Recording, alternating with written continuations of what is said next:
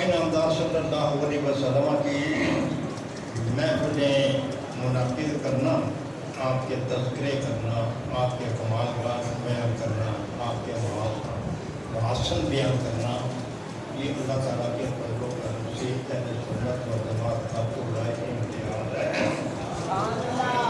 مجھ سے پہلے اہل سنت و جماعت کی عظیم شخصیت جس کے بارے میں مبارکہ کے طور پر نہیں، میں نے دوسروں سے جو کچھ سنا اس کی روشنی میں یہ عرض کرتا ہوں، اللہ تعالیٰ کے فضل و کرم سے یہ قبلہ شرف ملت کے بعد اور مولانا عبدالرزاق صاحب پنڈی والوں کے بعد علامہ مولانا محمد صدیق حافظ سنت و جماعت کی آبرو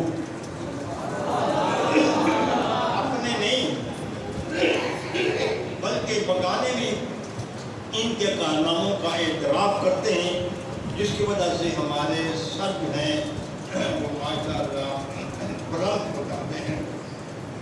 علماء کرام تشریف فرما ہیں، تو علماء کرام کے بارے میں یہی ہے کہ اگر علماء کرام کے سامنے گفتگو کی جائے تو اپنی زبان پر کنٹرول کرنا چاہیے، اور اگر وہ مشائخ کی جذبہ افروز ہوں تو پھر اپنے دل پر بھی کنٹرول کرنا چاہیے۔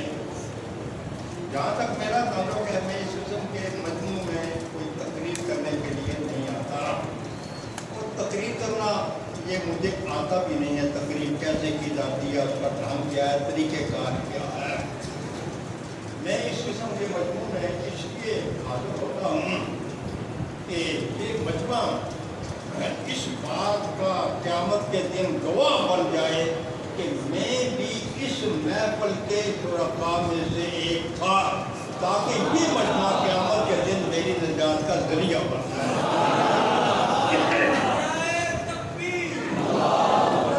تو اور میں نے بس بات تبرک کے لیے قرآن پاک کی آیا پاکہ کا کچھ حصہ آپ کے سامنے عرض کیا ہے، کیونکہ یہ محفل میلاد ہے، اور میلاد شریف کے موقع پر حضرت صاحب نے بہت کچھ بیان کیا، علماء اور سیدنا امام اعظم ابو حنیفہ رحمۃ اللہ تعالیٰ علیہ کے بارے میں بھی آپ نے بہت کچھ بیان فرمایا، لیکن جب کہ آپ کی ولادت و شہادت کا وقت آیا تو پھر آسمانوں پر بھی ایک عظیم انقلاب تھا، زمین پر بھی ایک انقلاب تھا، اور آسمانوں والے بھی ایک عظیم منظر پیش کر رہے تھے، زمین والے بھی ایک عظیم منظر پیش کر رہے تھے۔ آسمانوں پر جو منظر پیش کیا جا رہا تھا وہ کیا تھا؟ التباس الشمس نورا عظیما وقام علی راسها 70,000 حورا فی الہواء ينتظرون ولادۃ محمد صلی اللہ علیہ وسلم، کہ اللہ تبارک و تعالیٰ نے اس سورج کو بھی ایک عظیم نور پہنا دیا، اور اس نور کی حفاظت کے لیے اللہ تبارک و تعالیٰ نے 70,000 حوروں کو مقرر فرمایا تاکہ یہ اس کی دیکھ بھال کریں، اور یہ سارے کے سارے آسمانوں والے اور یہ ساری کی ساری حوریں، یہ شمس و قمر، یہ سارے کے سارے اس بات کا انتظار کر رہے تھے کاکہ نامدار صلی اللہ علیہ وسلم کی تشریف آوری کا، یہ سارے کے سارے انتظار کر رہے تھے۔ تو یہ کہ سورج کو بھی ایک عظیم نور پہنایا گیا، سورج کو بھی، جی ایک تو یہ بات، اور زمینوں پر بھی ایک انقلاب تھا۔ تو خیر زمینوں پر کیا انقلاب تھا؟ جس دن آپ کی تشریف آوری تھی اسی دن مشرکین کا جو ایک بت تھا، اس بت کا اس دن جشن بھی تھا، اسی دن بت کا جشن بھی تھا۔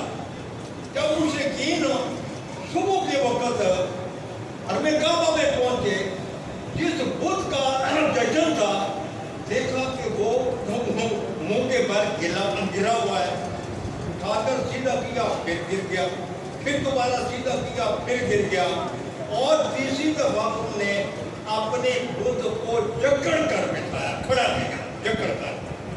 اب سنیے کہ وہ بت کیا کہتا ہے، اور وہ بت کہتا ہے تردا مولود اضاءت بنورہ، جمعی فجاج الارض بالشرق والغرب.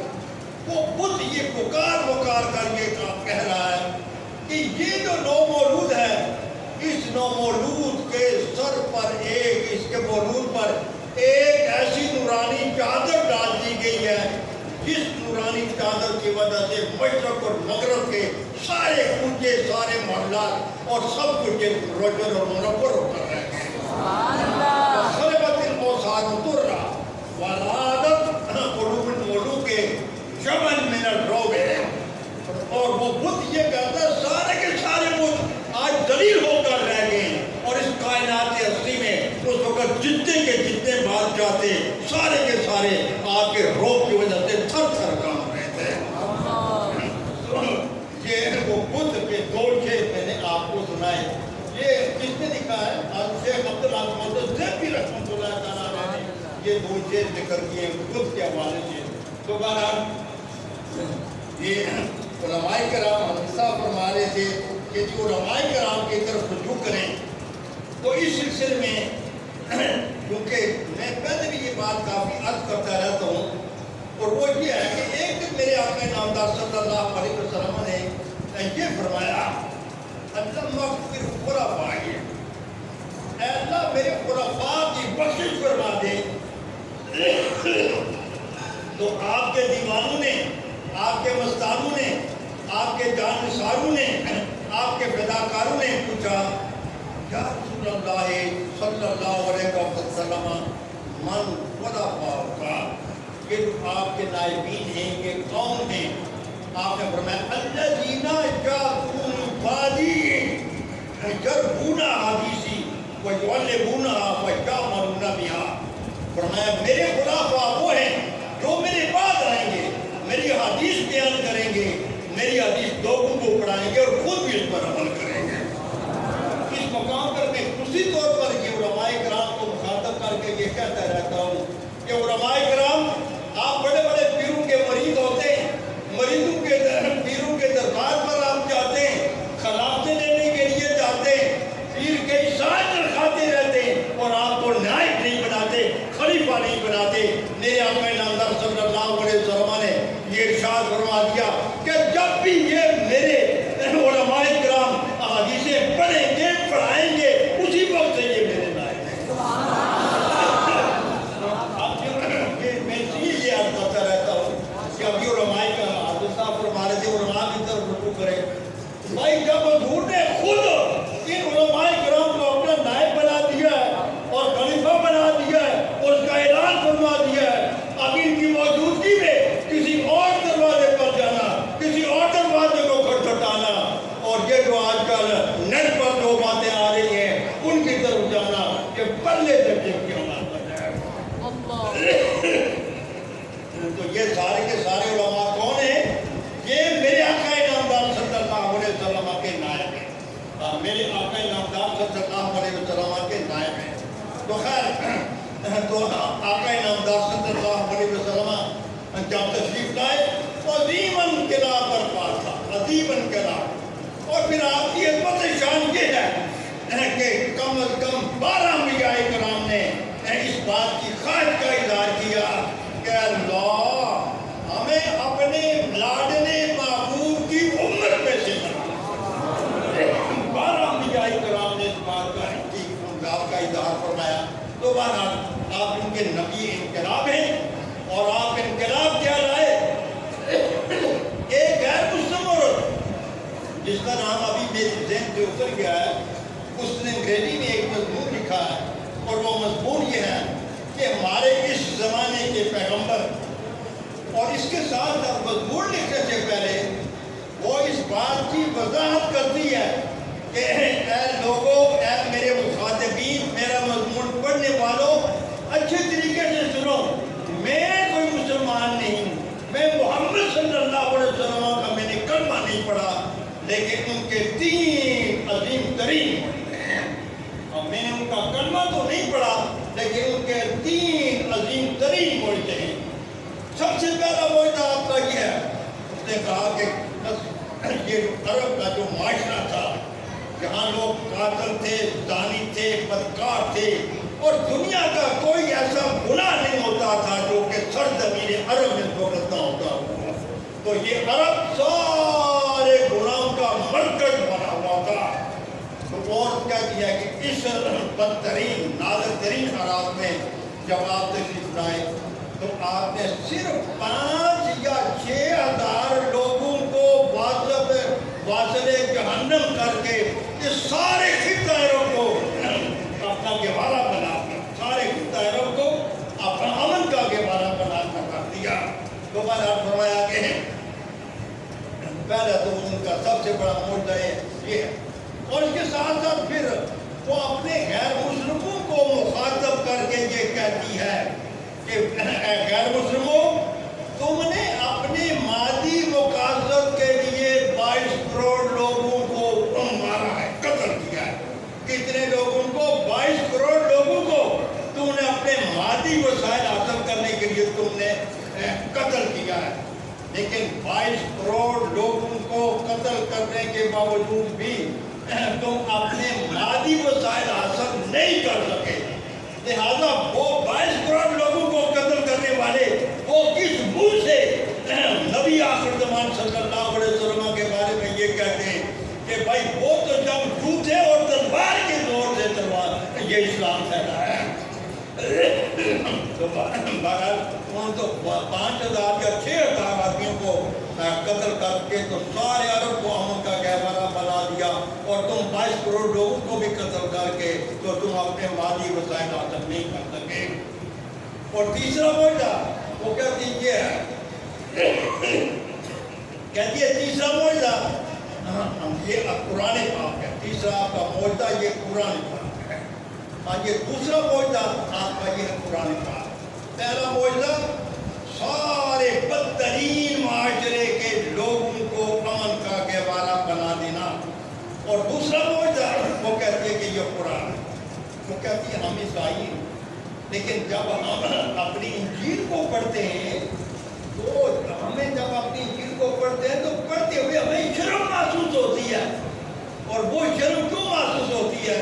ہماری انجیل میں یہ لکھا ہوا ہے اگر کوئی آدمی کسی آدمی کے منہ پر ایک طرف تماچا مارے تو وہ دوسرا منہ کا دوسرا رخ بھی اس کے سامنے کر دے تاکہ دوسری طرف بھی تماچا مارے. کہتے ہیں یہ ہماری انجیل ہے. جب ہم اس کو پڑھتے پھر یہ اس نے خود یہ کہا کہ اس انجیل کا ہمارے پاس کوئی ثبوت بھی نہیں ہے کہ یہ آسمانی کتاب بھی ہے یا نہیں، لیکن محمد صلی اللہ علیہ وسلم کا جو قرآن ہے اس کا تسلسل کے ساتھ ثبوت ہے اور یہ اللہ کا کلام ہے.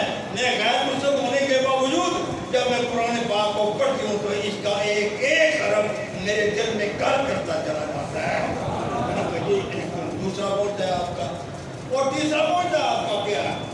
وہ کہتے ہیں کہ تیسرا معجزہ آپ کا یہ ہے. تیسرا معجزہ کیا ہے؟ تیسرا معجزہ ہے آپ کے تربیت یافتہ صحابہ کرام. وہ کہتے ہیں جب میں ان کی زندگیوں کا مطالعہ کرتی ہوں تو ان کی زندگیوں کا مطالعہ کرنے سے مجھے یہ معلوم ہوتا ہے کہ ان میں سے ہر فرد نبی بننے کا ہے. یہ غیر مسلم عورت یہ کہتی ہے کہ ان کا ہر فرد جو ہے تو وہ نبی بننے کا ہے. تو یہ ہے ہمارے آقا نامدار صلی اللہ علیہ وسلم کہ جن کو ہم نبی انقلاب کہہ سکتے ہیں. ہم نہیں دوسرے کہتے ہیں غیر مسلم یہ کہتے ہیں کہ یہ نبی انقلاب ہے اور یہ آپ کے یہ عظیم ترین معجزے ہیں. اب جو میں نے آپ کے سامنے عرض کیا ہے کہ میرے آقا نامدار صلی اللہ علیہ وسلم نے فرمایا یہ علماء میرے نائب، یہ علماء میرے نائب ہیں. اب جب جن میں آقا نامدار صلی اللہ علیہ وسلم کے نائب موجود ہو اور ان نائب کے موجود ہونے کے باوجود اگر کوئی آدمی نیٹ پر کو دیکھتا پھرے چکے مارتا پھرے وہاں سے اسے کوئی بات مل جائے اور وہ کہنے کی دیکھیں کہ ہم نے پڑھا ہے کیا ہم نے پڑھا ہے اور پھر ہم نے کیا پڑھا ہوتا ہے. وہ جی دیکھیں جی قرآن پاک میں آیا ہوا ہے کہ متوفی کا متوفی کا معنی ایک قادیانی کہنے لگا کہ میں نے پڑھا ہے کہ متوفی کا معنی ہے ممتی کا. मुतवफ़्फ़ी का माना क्या है? मुफ्ती का, मुमीतों का के बजाय मुफ्ती का। और जिन लोगों को उर्दू पढ़ना नहीं आता, उर्दू लिखा हुआ नहीं आता, और जिनको उर्दू का तलफ़्फ़ुज़ नहीं आता, तो फिर आप उनकी बातों पर अमल करें कि वो मुफ्ती का। और इसी तरीके से हमारे उर्दू का एक बहुत बड़ा अदीब था, और वो ये कहा करता था कि जिनके पर बड़ा फख्र किया जाता था कि बहुत बड़ा अदीब है, वो कहा करता था, चलिए अगर हमें कोई खाने की दावत देना तो हमने ना खाना तो हम कह देते हैं बारकुल्ला। हम क्या क्या कह देते हैं? बारकुल्ला। बारकुल्ला यानी काफ पर ज़बर के बजाय पेश पढ़ो। तो ये हमारे कौन बड़े अदीब हैं, ये बड़े हमारे बहुत बड़े मुहक़्क़िक़ हैं। तो इस किस्म के लोग, एक दफ़ा मैंने एक मसला बयान किया, तो मैं तो जुमा पढ़ाता ही हूँ, तो ना मुझे तकरीर आती है, तो किसी ने मुझे कहा कि आप जुमा पढ़ा दें, तो मैंने एक मसला बयान किया। तो मसला बयान करने के बाद जब मैं अपने घर गया, तो 2-3 आदमी मेरे पास आ गए कि आपने ये जो मसला बयान किया है ना, तो आप इसका मुझे हवाला दे दें। मैंने कहा कि बहुत अच्छी बात है। मैंने अरबी की किताब के बजाय मैंने उनके सामने बारे शरीयत रख दी है। बारे शरीयत उर्दू में है, बारे शरीयत उर्दू में है। तो वो जो अरबी का हवाला पूछने के लिए आए थे ना, तो उनको वो बारे शरीयत की एक सदर उर्दू के उनको नहीं पढ़ सके। ये कौन है जी? ये प्रोफेसर है। इसलिए मैं ये कहता रहता हूँ, जो जितना प्रोफेसर, बड़ा प्रोफेसर, वो इतना पढ़ाता है। जो जितना बड़ा प्रोफेसर, वो इतना पढ़ाता है। हाँ जी, तो अब देखें ना, 2-3 बात लंबी हो जाएगी। तो आज का फिर ये नेट पर कहते रहते हैं, चलिए अब हमारे नौजवानों को ख़राब करने के लिए, हमारे नौजवानों को ख़राब करने के लिए देखेंगे, जब आप रुकू में जाएं ना, फिर भी आप अपने हाथ बुलंद करें, और जब रुकू से उठें तो फिर भी अपने हाथ उठाएं। तो कहते हैं कि ये नेट बनाया हुआ है। अब फिर वो जो नौजवान होते हैं ना, वो कहते हैं कि देखें जी, ये जो हमारे बड़े ना, तो ये इनको तो पता ही नहीं है। तो देखें नेट पर ये मसला आया हुआ है कि जी रुकू में जाते वक्त भी आप हाथ उठाएं, रुकू से उठते वक्त भी हाथ उठाएं, आप हाथ उठाएं। तो ये नेट पर आया हुआ है। अच्छा, ये तो पुराने किस्म के लोग हैं ना, अल्लाह के फज़ल व करम से इनकी अकीदे पुख्ता है। कोई जो मर्जी कहता रहे, इन्होंने वही करना है जो उलमा ने इनको सिखाया, इन्होंने वही करना है। लेकिन उलमा अपने पास से सिखाते हैं। ये उलमाए कराम मेरे पास जो अफरोज हैं, उलमाए कराम की मौजूदगी में मैं इन सबको ये चैलेंज करता हूँ।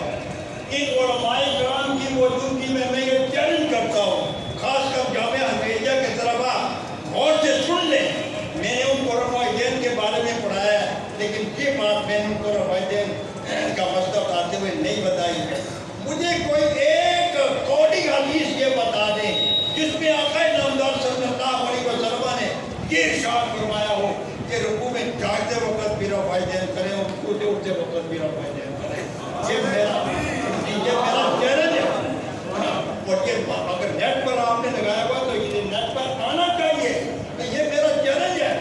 जो लोग लोगों को धोखा देते हैं, नौजवानों को धोखा देते हैं, मुग़ालता देते हैं, वो मुझे एक कौड़ी हदीस कहीं से ये तलाश करके दे दें, चाहे वो हदीस सही भी क्यों न हो, मैं इसको मान लूँगा कि मेरे आक़ा नामदार सल्लल्लाहु अलैहि वसल्लम ने ये फरमाया हो कि जब तुम रुकू में जाओ फिर भी रफ़ाइदैन करो, और जब तुम रुकू से उठो तो फिर भी तुम रफ़ाइदैन करो। ये मेरा खुला चैलेंज है। किसको चैलेंज है? उनको चैलेंज है जो कहते हैं हम अहले हदीस हैं, जो कहते हैं हम अहले हदीस हैं। ये अल्लामा साहब जलवा फरोज हैं, ये खूब जानते हैं, इधर भी उलमा है, इधर भी उलमा है, ये खूब जानते हैं। अहले हदीस ये मुहद्दिसीन की एक इस्तिलाह है।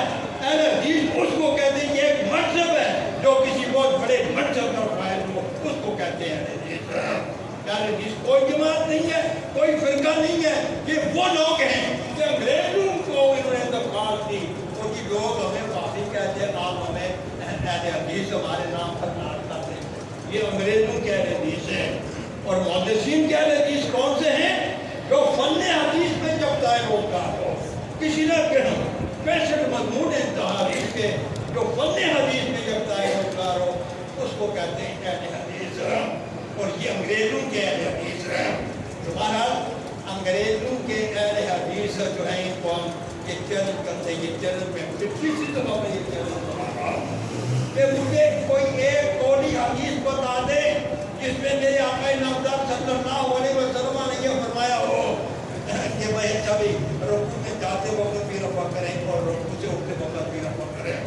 اگر جہاں وہ نوجوان ہیں جو راستے سے پھٹکے ہوئے ہیں تو ان میں یہ بات سن لینی چاہیے. اور پھر اب یہ باتیں کچھ علماء کرام کے درمیان ہوتی ہیں, اہل علم کے درمیان ہوتی ہیں. یہ یاد رکھیں کہ یہ جو بجلی ہے نا, بجلی اگر میٹر کے اندر سے آئے گی تو یہ بجلی قانونی ہے, اور اگر یہ میٹر کے اندر سے نہیں آئے گی, کنڈی لگا کر آئے گی تو یہ بجلی غیر قانونی ہے. یہ جو ائمہ اربعہ ہیں یہ معیار حق کا میٹر ہے. جو ان کے حوالے سے ہمارے پاس آئے گی جو بات وہ تو قابل تسلیم ہے, اور جو ان کے حوالے سے ہمارے پاس نہیں آئے گی تو وہ بے شک غیر قانونی بجلی اور روشنی تو وہ دیتی ہے لیکن ان کی کوئی قانونی حیثیت نہیں ہے. یہ باتیں کیا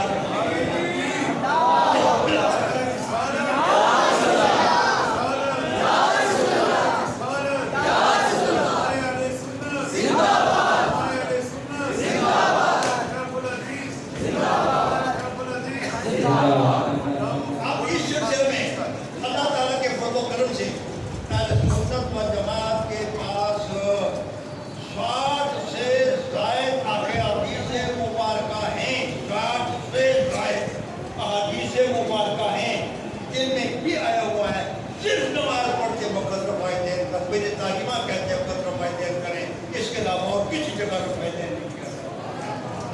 کتنی 60 سے زائد احادیث جو علماء کرام جلوہ افروز ہیں یہ خوب جانتے ہیں. اگر کوئی حدیث ضعیف ہونا اس کے ساتھ دوسری حدیث مل جائے وہ حدیث اصل بن جاتی ہے اور وہ قابل حجت بن جاتی ہے اور اس سے حکم ثابت ہوتا ہے. جہاں ایک نہیں 60 سے زائد حدیث ہے.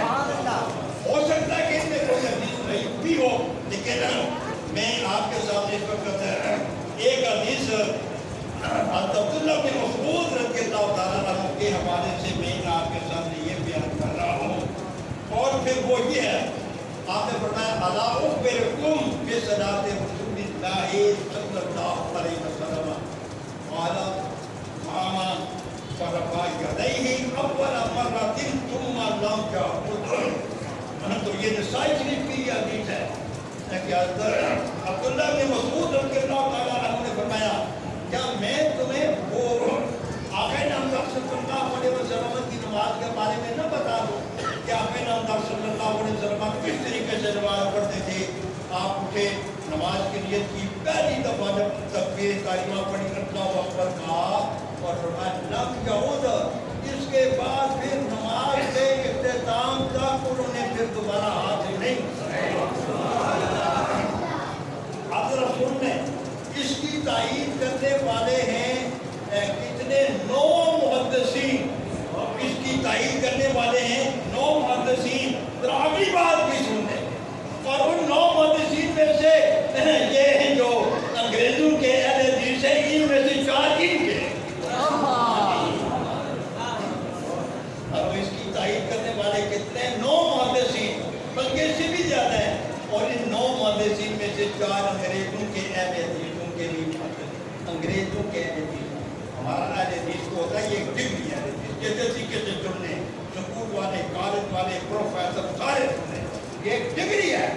یہ کوئی مسلک نہیں ہے, یہ ایک ڈگری ہے.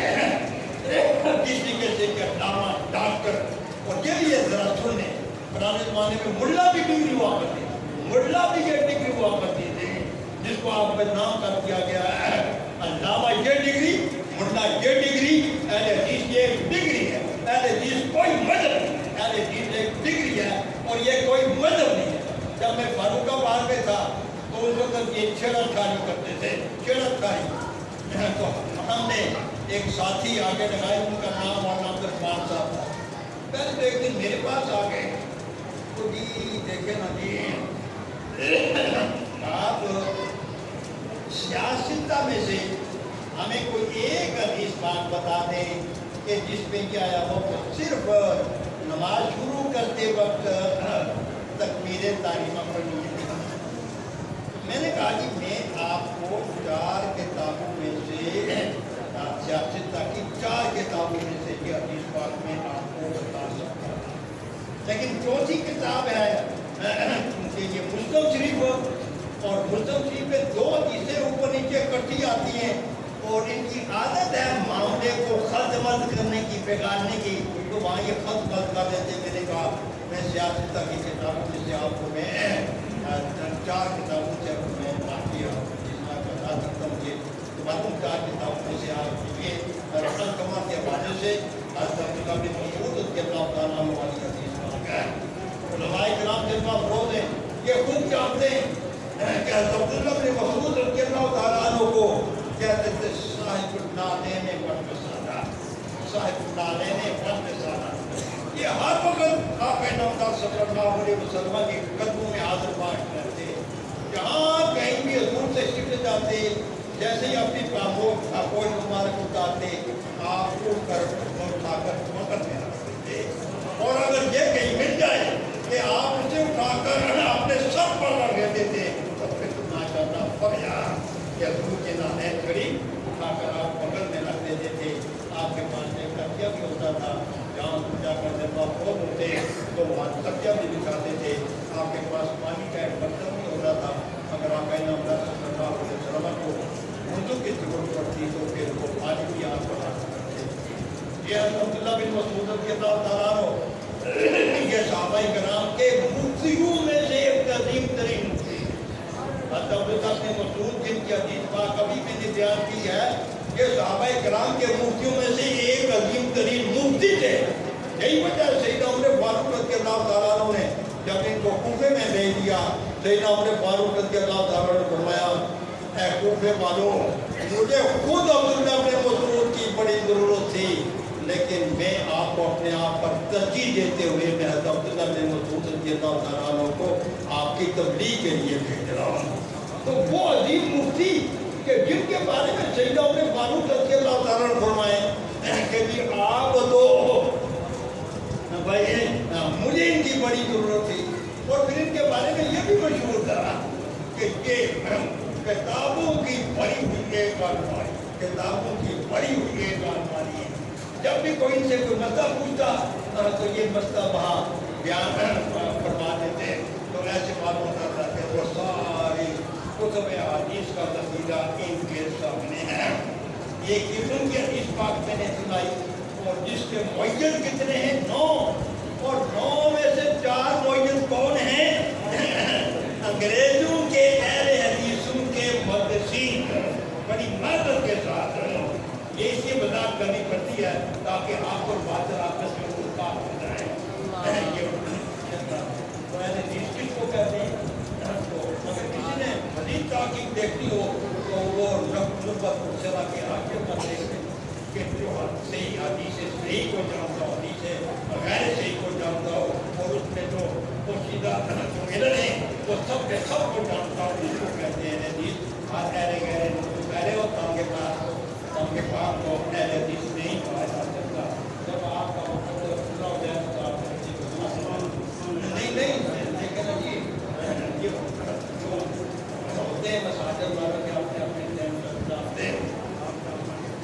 اور اس کے بعد ایک حدیث پاک بلا بن عازب رضی اللہ تعالیٰ عنہ آپ فرماتے ہیں کہ ان رسول اللہ صلی اللہ علیہ وسلم انہوں کانا کانا اذا افتتح الصلاة رفع یدیہ حتی یکون قریبا من اذنیہ ثم لا یرفعها حتی ینصرف۔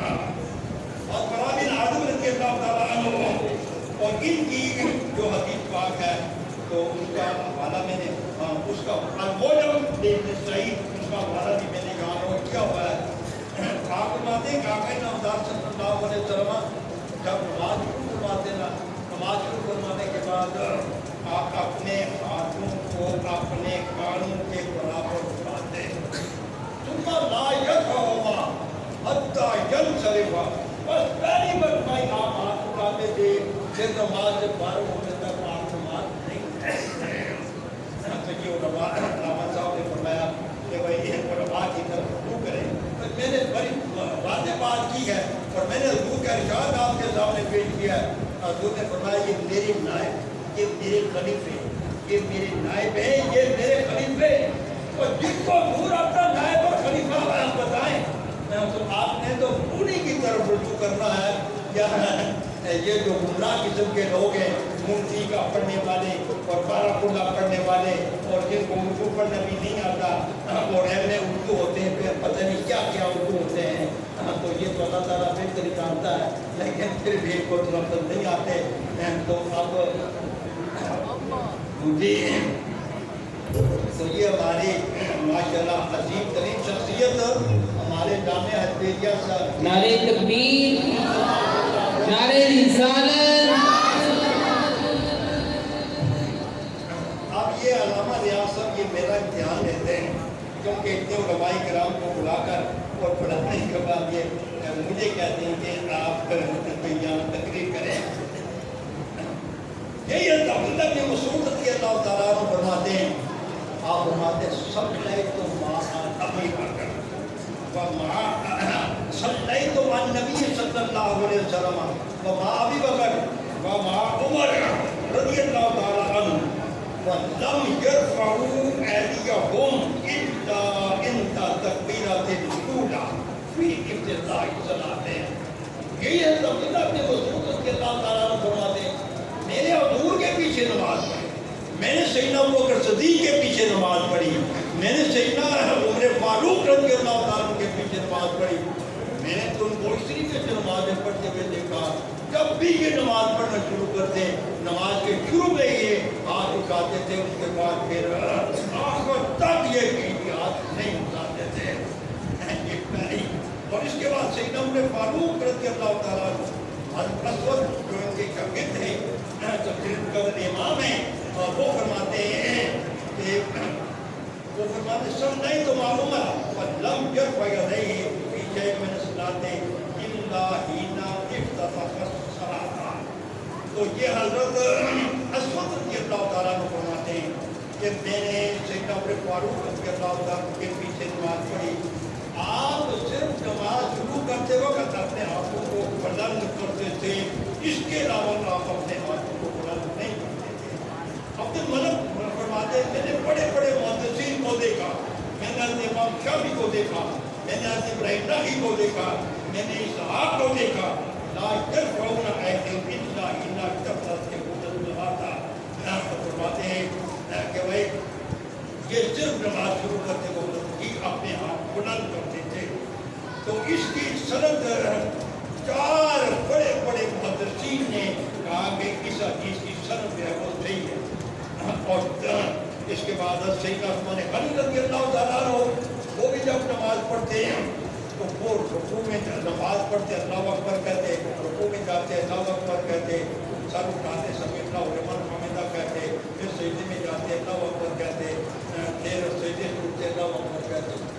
ہم نے کبھی بھی ان کو نماز کے شروع میں رفع دین کرنے کے بعد اور کسی جگہ اپنی ان کو رفع دین کرتے ہوئے نہیں دیکھا.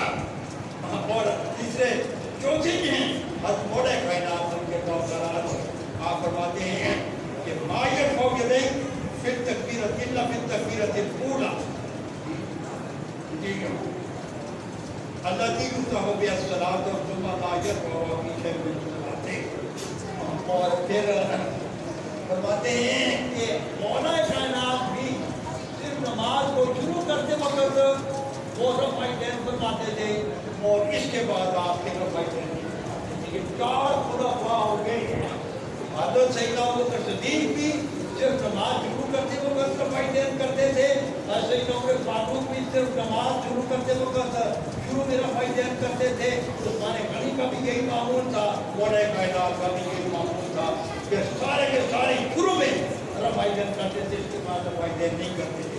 آخر میں نے یہ 4 خلفاء کا ذکر کیوں کیا؟ اس میں بھی کوئی حکمت ہے. اور اس میں حکمت کیا ہے؟ اس میں حکمت یہ ہے کہ غیر مقلد مدنی مولوی امیر زمانی یہ کہتے ہیں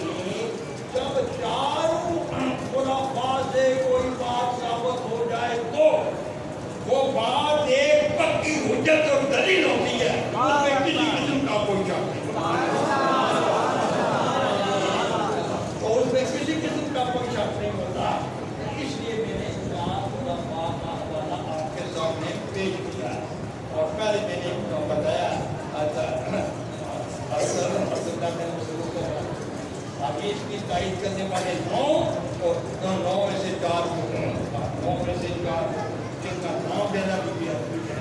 تو حضرت صاحب کو اس کے بعد کچھ بات کو لیکن یہ ہے کہ قرآن پاک میں کیا ہے مستقیم پاک جانے کا طریقہ قرآن پاک کی یہی کرتا ہے. تو بہرحال تو یہ میں نے اس لیے ان 4 بزرگوں کا حوالہ آپ کے سامنے پیش کیا. اس کے بعد عبداللہ کے خود کے دوران کا بھی معمول یہ تھا جب نماز شروع کرتے وقت تکبیر تعلیمہ کہتے وقت آپ اٹھاتے تھے. اس کے علاوہ آپ نے ہاتھ نہیں اٹھاتے تھے. اور ان کی تائید کرنے والے 27 ان کے شاگرد تھے. کتنے شاگرد؟ 27 شاگرد. حضرت امام گوری فرماتے ہیں صرف ہم سالت سے روایت کرنے والے تائید کرنے والے وہ 5 شاگرد ہیں.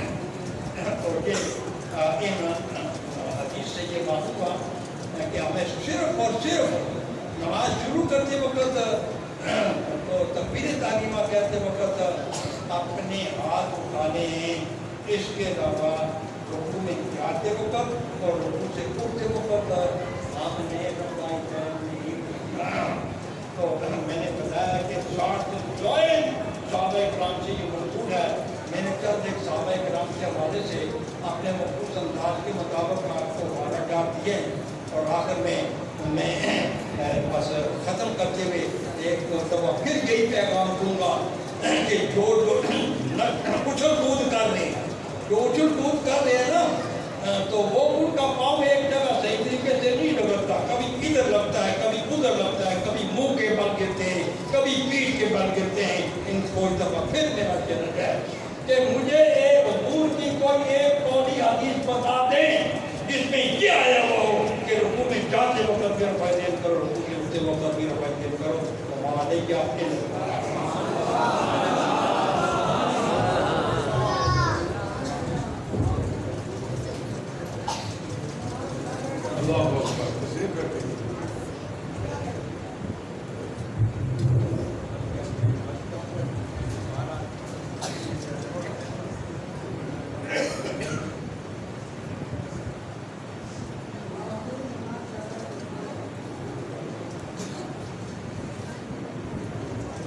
ماشاءاللہ. اب میں آپ سے پوچھنا چاہتا ہوں کہ آپ یہ بتائیے کہ جس انداز میں قبلہ نے احادیث سے کئی جگہ پر گفتگو فرمائی اور بلکہ کئی احادیث مبارکہ, تو آپ کو کوئی بات سمجھ آئیے کہ نہیں؟ میری طرف دیکھیں نا. تو اب یہ استقبال ہو رہا ہے, قبلہ تھوڑی دیر تشریف رکھیں گے اور انشاءاللہ ہم 10:30 سے پہلے ہی اپنی بات پر قائم ہیں. آخر میں ہمارا ایک خطاب ہونا ہے مختصر صدارتی خطبہ اور اس کے بعد ہم سلام اور دعا کرنے والے ہیں. اور ہم بالکل اپنی بات پر قائم ہیں انشاءاللہ الرحمن. 10:30 سے پہلے دعا ہو جائے گا انشاءاللہ الرحمن. الحمدللہ. وغیرہ تو کتنے علماء بیٹھے ہیں, سبحان اللہ کہہ دیں یار.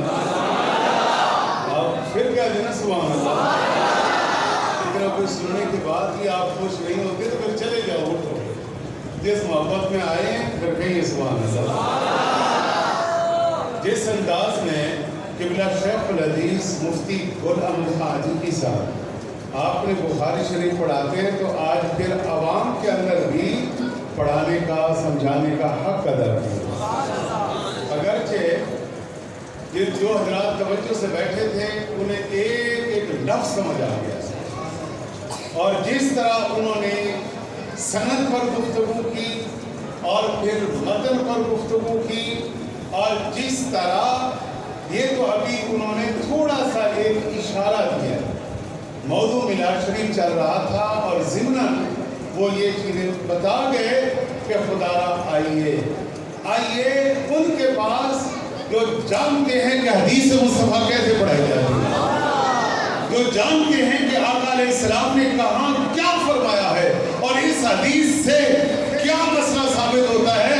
وہ ایک محدث ہی بتا سکتا ہے, وہ ایک مفتی بتا سکتا ہے, وہ ایک عالم بتا سکتا ہے رات دن. پھر آپ سے میں یہ پوچھنا چاہتا ہوں, کیا آپ کو ان کے پاس جانے سے تکلیف ہوتی ہے؟ آپ کو تکلیف ہوتی ہے تو بتا دیں, میں کوئی انتظام کر لوں گا. اے خدا را, माशर के दिन ईमान और अकायद पर फैसले होंगे, इसलिए कभी इधर कभी उधर वसवास वाली जिंदगी मत गुजारें। आइए उलमा की कदमों में, अगर आपको समझ आई है कुछ बात कि ये वो उलमा हैं जो आका अलैहिस्सलाम का वो दीन हमें समझा रहे हैं, जो क़यामत के दिन इंशाअल्लाह रहमान इनके पीछे पीछे हुजूर की बारगाह में पहुंचेंगे इंशाअल्लाह। तो बड़ी खूबसूरत बातें शेख अल हदीस ईमानदारी से बताएं। यार इतनी उम्र हो, आप मुझे बोल के दिखाएं ना। हमारे यहाँ भी माशाल्लाह कितनी उम्र के बुजुर्ग बैठे हुए हैं इस वक्त। आप अपनी आवाज़ों का हिसाब लगाएं और शेख अल हदीस का देखें कि उन्होंने किस तरह अंदाज में हदीस पाक समझाने की हमें कोशिश की है। उनकी आवाज़ गरजदार थी कि नहीं, आवाज़ के अंदर समझाने का पहलू मौजूद था।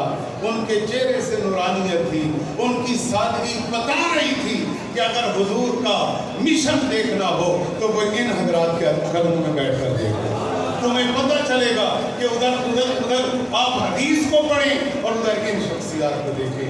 मेरे मोहतरम सामीन दोस्तों, अब आखिर में मोहताज तारुफ नहीं, हकीकत है जुमला ने इशारा दिया था कि यहाँ इम्तिहान में हम पढ़ जाते हैं कि इम्तिहान में नहीं वो पढ़े लोग हैं, लेकिन ये जो हस्ती तशरीफ़ फरमा है चाहें तो आप घंटों खिताब फरमाएं। और इनका थोड़ा सा तारुफ करा देता हूँ कि शायद आपके इल्म में नहीं, पाकिस्तान में एक अजीम नाम है बाबा नूरुल्लाह, इन्हें दुनिया फ़कीह आज़म के नाम से जाना।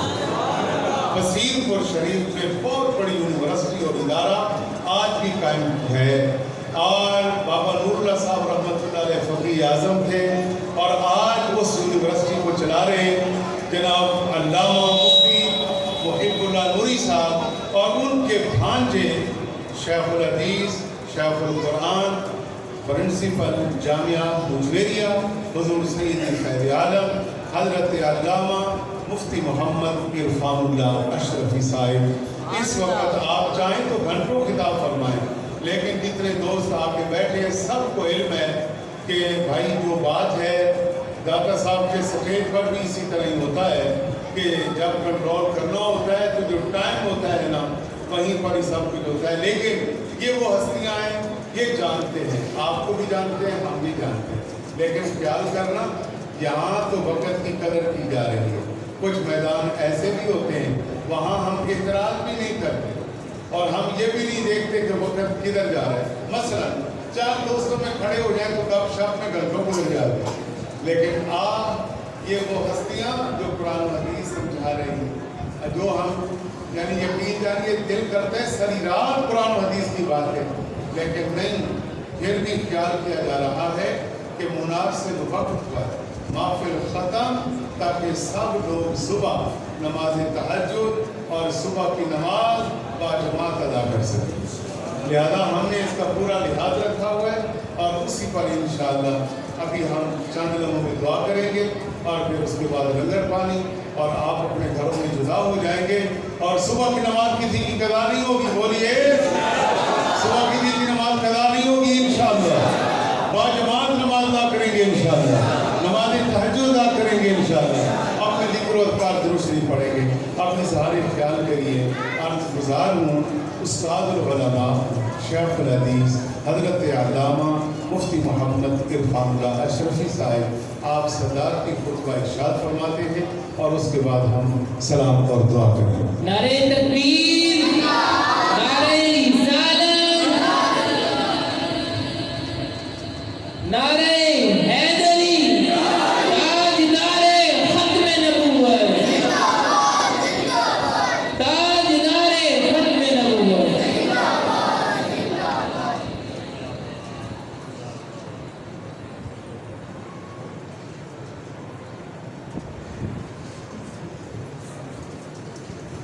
सरकार की आमद, दिलदार की आमद,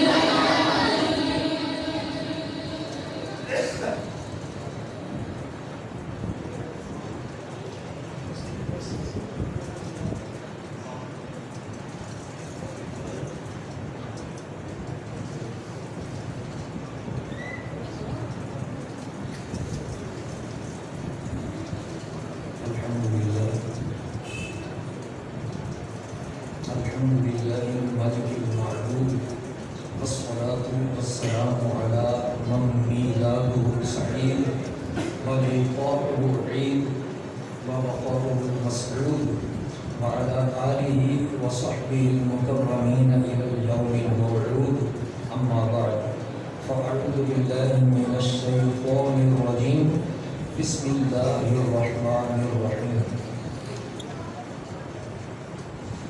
لقد جاءكم رسول من أنفسكم صدق الله العظيم سبقات درود پاک پڑھ لیں الصلاة والسلام علیکہ یا سیدی یا رسول اللہ وعلی آلک و اصحابک یا سیدی یا حبیب اللہ.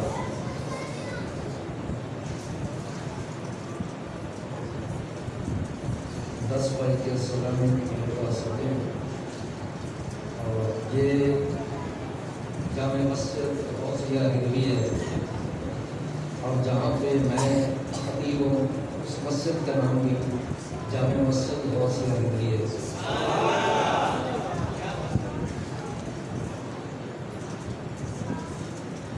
اب چونکہ 13 منٹ باقی ہیں تو اسی کے اندر میں کوشش کروں گا کہ اپنی بات کو ختم کر دوں، مگر نہ میں قرآن پاک کی مختلف آیتوں کا ذکر کروں گا اور اللہ رب العزت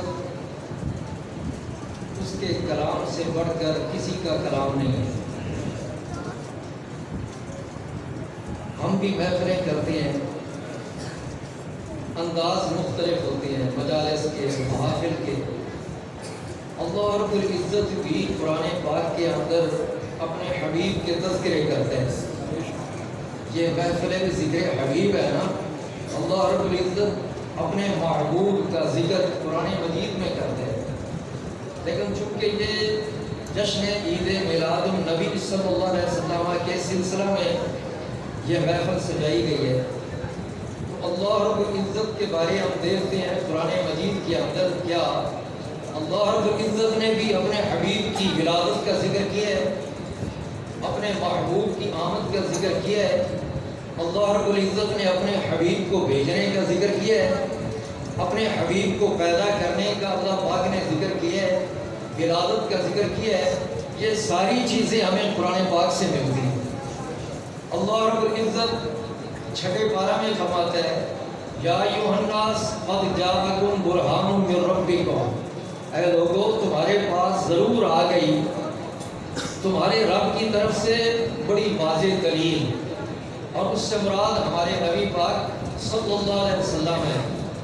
پھر چھٹے پارہ میں یہ سورہ مائدہ کے اندر اللہ رب العزت عام لوگوں سے خطاب نہیں کر رہا، فرمایا یا اہل الکتاب قد جاءکم رسولنا، اے اہل کتاب یہودیوں عیسائیوں ہمارا رسول تمہارے پاس آ گیا. پھر اللہ رب العزت اسی پارے اور اسی رکوع کے اندر ہی آگے ارشاد فرماتا ہے انہیں کو یہ خطاب کرتے ہوئے اہل کتاب کو قد جاءکم من اللہ نور، بے شک تمہارے پاس اللہ کی طرف سے نور آ گیا.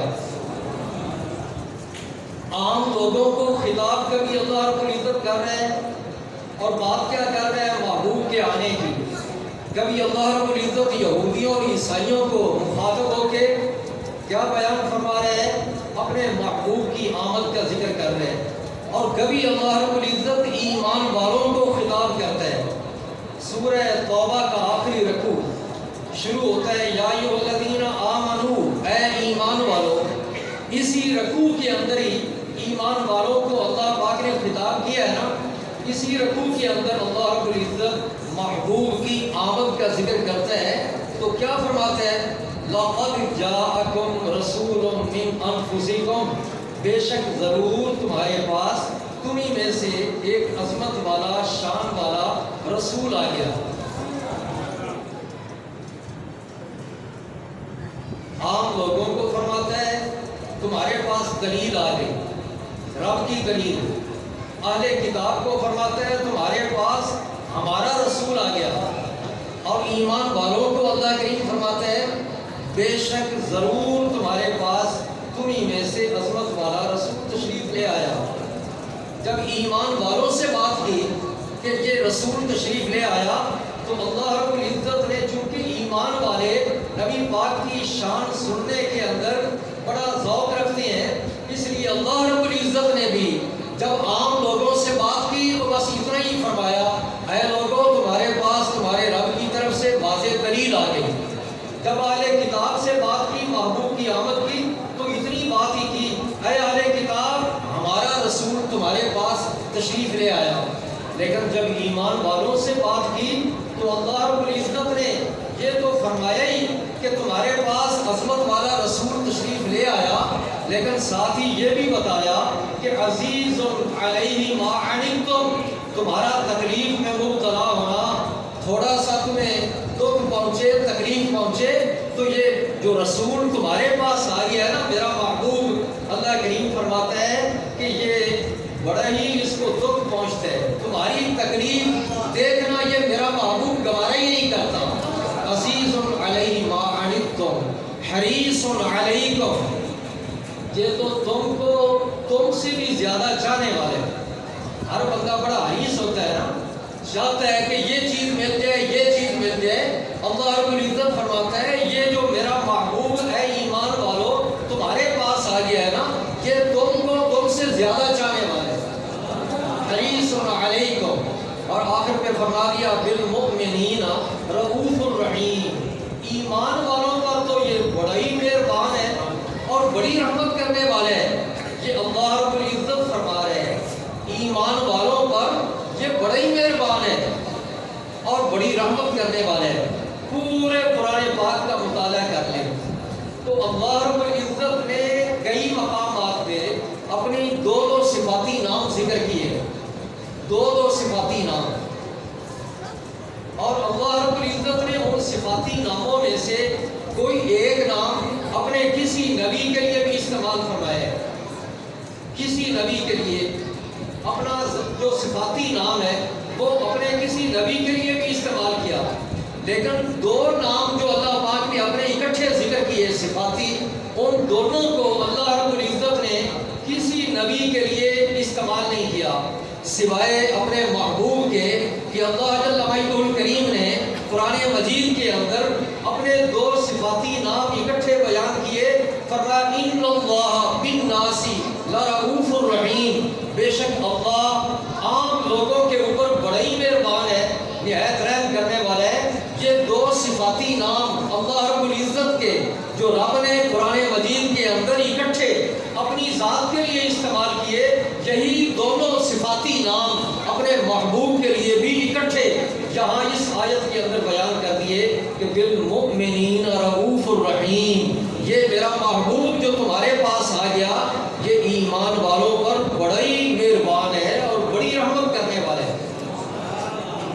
اندازہ لگائیں کہ یہ پیارے حبیب، اللہ کے حبیب، ساری کائنات کے محبوب، یہ بھلا ایمان والوں سے کتنا پیار کرتے ہیں۔ اللہ جل وعلا الکریم جن کے بارے فرما رہے ہیں کہ یہ بڑے ہی مہربان ہے۔ یہ تو میں نے صرف جا کی بات کی قرآن مجید کے اندر، باقی ٹائم صرف 6 منٹ ہے۔ جا، اب اس میں یہ بھی فرق رکھا، عام لوگوں کو بات کی تو صرف قد کا، اچھا اللہ پاک جب محبوب کی بات کرتے ہیں نا، آنے کی، محبوب کی تشریف آوری کی، تو قد کہہ کر بات کو پکا کر کے بیان کرتا ہے۔ عام لوگوں کو کہتے ہیں تو جا صرف نہیں کہتا بلکہ قد جا کم فرماتا ہے۔ اہل کتاب کو جب بتاتا ہے محبوب کی آمد کی بات کرتا ہے تو صرف یہ نہیں فرماتا جا کم رسول ہونا، بلکہ اہل کتاب کو بھی یہ کہتا ہے قد جا کم رسول ہونا، ضرور تمہارے پاس ہمارا رسول آ گیا۔ لیکن جب اللہ رب العزت محبوب کے چاہنے والوں کو بیان کرتا ہے، محبوب سے محبت رکھنے والوں سے اور محبوب کے غلاموں سے بات کرتا ہے، ایمان والوں کو خطاب کرتا ہے، تو اللہ رب العزت انداز بدل لیتا ہے۔ باقی لوگوں کو کہتا ہے قد جاءکم، اہل کتاب کو کہتا ہے قد جاءکم، اور اپنے محبوب کے غلاموں کو فرماتا ہے لقد جاءکم، ڈبل تاکید کر کے فرماتا ہے بے شک ضرور تمہارے پاس وہ تشریف لے آئے۔ اسی لیے تو اللہ پاک نے عام لوگ اب آئے تو سب کے پاس ہیں، لیکن جب اللہ رب العزت نے ایمان والوں ایمان والوں کے پاس اپنے محبوب کو بھیجنے کا ذکر کیا تو فرمایا چوتھے پارہ کے اندر لقد من اللہ علی المؤمنین اذ بعث فیہم رسولا، اللہ نے بے شک ضرور، یہاں بھی لام بھی ہے قد بھی ہے، لقد بے شک ضرور، من اللہ اللہ نے احسان کر دیا، اور یہ مننا لفظ استعمال کیا ہے، یہ ہے عربی گرامر کے مطابق یہ مضاعف، اور مضاعف کس کو کہتے ہیں؟ لغوی معنی تو ہے، لغوی معنی مضاعف کا ہے ڈبل، دوہرا کیا گیا، اور اصطلاح میں صرفیوں کی اصطلاح میں یہ جو مننا کا لفظ ہے نا، اس میں حروف اصلیہ نون یہ ڈبل آ گئے، 3 حروف اصلی ہیں، میم، نون اور نون۔ حروف اصلیہ اگر ڈبل آ جائے نا، 2 حرف ایک جیسے آ جائیں حروف اصلیہ میں سے، اس کلمہ کو کہتے ہیں یہ ہے مضاعف۔ اللہ رب العزت نے جب محبوب کو بھیجنے کی بات کی اور ایمانداروں سے مخاطب ہوا تو اللہ رب العزت نے فرمایا اللہ نے ایمان والوں پر صرف احسان نہیں کیا بلکہ ڈبل احسان کیا، مننا فرما کے یہ بتا دیا۔ اللہ رب العزت نے ڈبل احسان کیا، کیا؟ ایک تو اپنا محبوب بھیج دیا جس اللہ کے محبوب کی آمد کے منتظر اللہ کے نبی بھی رہے، پہلی امتیں بھی رہی، اور اللہ رب العزت نے کرم کیا اپنے محبوب کی امت پر کہ اللہ جل وعلا الکریم نے وہ اپنا محبوب جو ساری کائنات کا سردار ہے، سید الاولین والآخرین ہے، اور جو سارے نبیوں اور رسولوں کا امام ہے، اللہ جل وعلا الکریم نے وہ اس امت کو عطا کر دیا۔ ایک تو احسان یہ، اور دوسرا احسان یہ کہ ہم نے کلمہ پڑھ لیا، نبی پاک کے غلاموں میں شامل ہو گئے، نبی پاک صلی اللہ علیہ وسلم کے غلاموں میں شامل ہو گئے۔ یہ بے شمار آیتیں ہیں، میں سب آیتوں کو اب اس وقت چھوڑ رہا ہوں جس میں بعث کا لفظ آتا ہے۔ اللہ پاک نے اپنے محبوب کو بھیجا، اس میں بعث کا لفظ استعمال کیا۔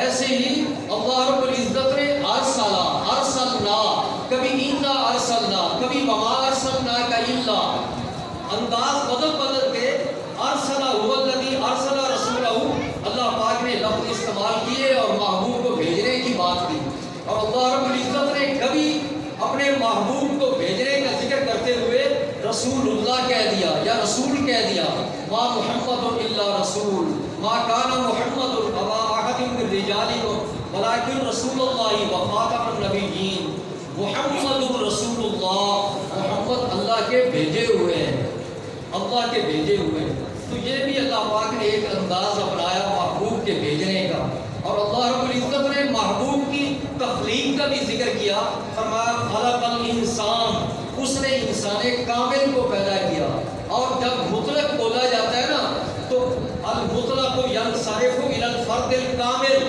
جب مطلق انسان کے پیدا کرنے کا جب رب نے ذکر کیا تو یہاں انسان سے مراد وہ انسان ہے جو انسان کامل، اور وہ کون ہے؟ ہمارے نبی پاک صلی اللہ علیہ وسلم۔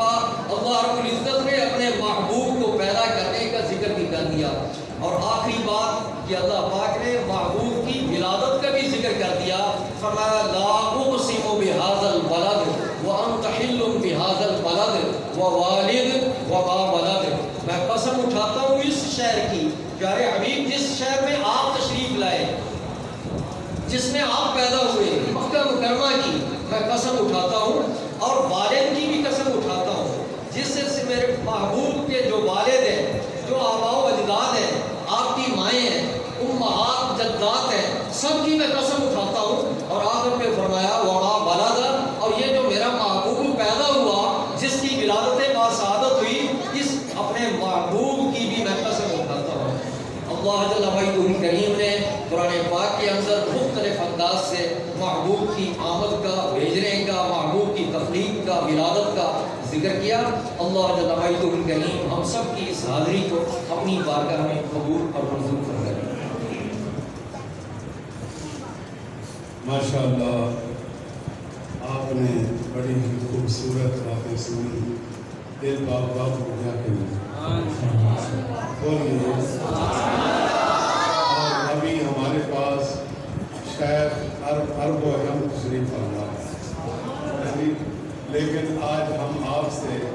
साथ हमें दुआया करें।